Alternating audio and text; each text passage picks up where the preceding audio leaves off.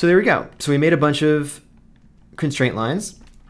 We can use the RBD constraint properties here. This is a little funny because this has 3 inputs, but just connect the middle input in our case, because we're only dealing with the constraints right now.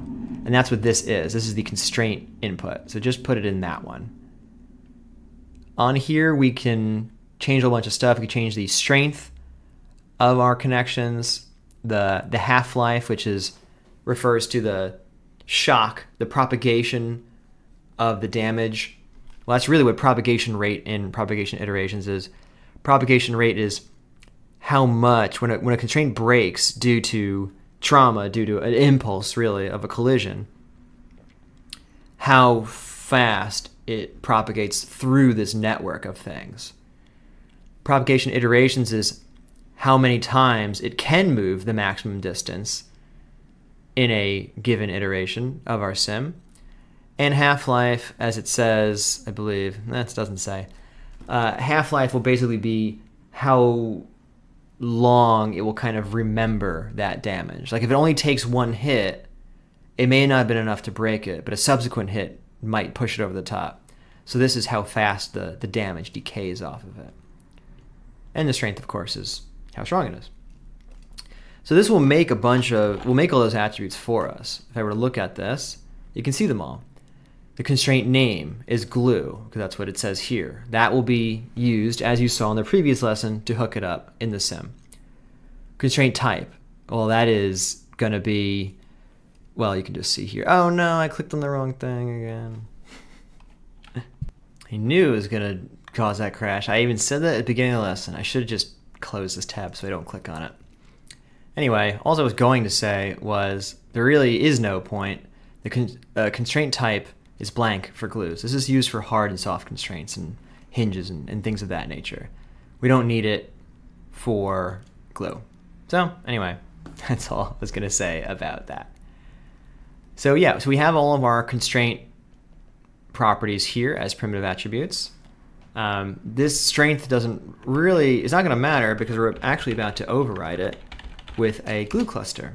Now the glue cluster is interesting because this replaces a big complicated thing we did in the previous version of this lesson. It's much easier now. What the cluster is doing is it's saying, let's take these constraints and group them together. And we'll basically have an idea of everything in a group has internal strength, the way they hold each other together, and then there's an external strength, the way they connect to the other chunks. Again, visualized here as color.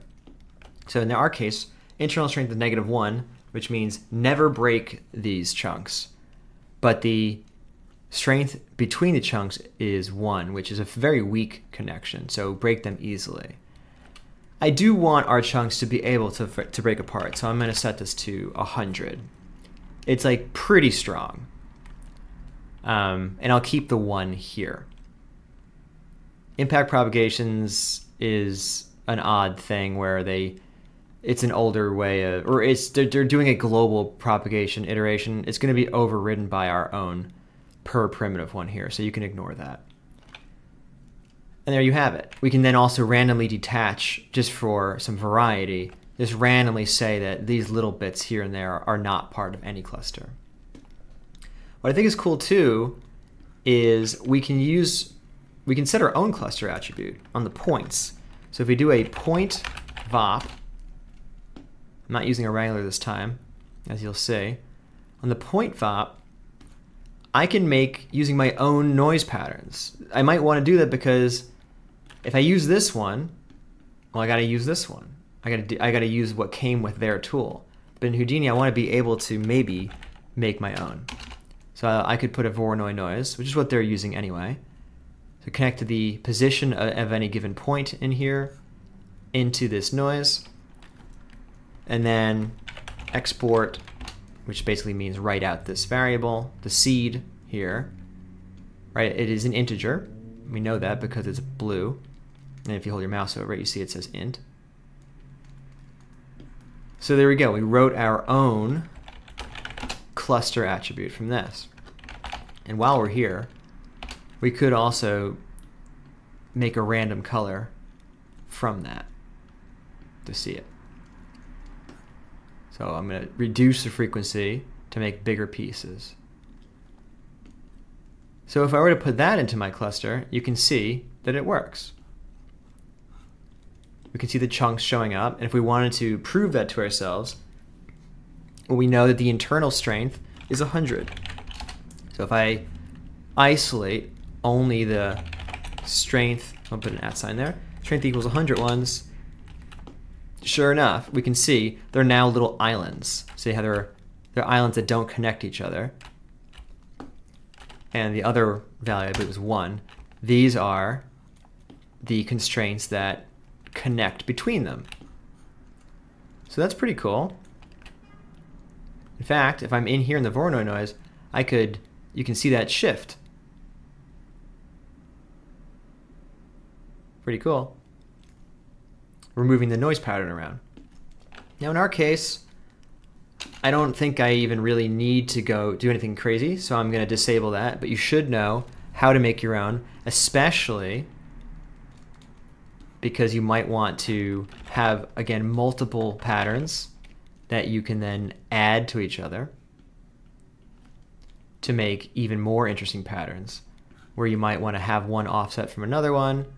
So now we've got different size chunks all over the place, as you can see here. So that's pretty cool. But again, not going to do it. I'm going to keep it simple for now. I'm just going to use the defaults even. Turn on random detach. So we have lots of these relatively small chunks all over the place. It's kind of hard to see though. Actually, I shouldn't have gotten rid of that. If I were to say strength equals 100, delete unselected, we can see all these little islands. These are all the little harder islands that are going to stick together. If I were to go back to our piece version here, let's go up to 1. Now there's more pieces. It's got to reconfigure all the constraints. Still did it pretty fast, but now you can see there's more stuff in each cluster. The cluster's the same size, but there's just more smaller pieces within a same size cluster now. It'll also be convenient for us in the next chapter to know quickly which ones of these are internal clusters and which ones are external. I kind of wish that this labeled them for you, but we do know the internal ones are 100 and the external are 1. So knowing that, we can set this up. I'm just going to make an external attribute that says you are an external constraint if your strength is equal to, you know, some value. That value is this. So I'm going to copy that, put it here. So now, instead of doing this by strength, I should be able to say, are you external? Is that what I called it? Well, let's see. We have some are 1s and some are 0s, so why didn't that work? Oh, external equals 1. So there you go. So now we have a shorthand for whether they're external or internal. Obviously, if I said, you know, 0 would be the opposite. Awesome. Great. So now let's move on to doing the glass attributes, or the glass constraints.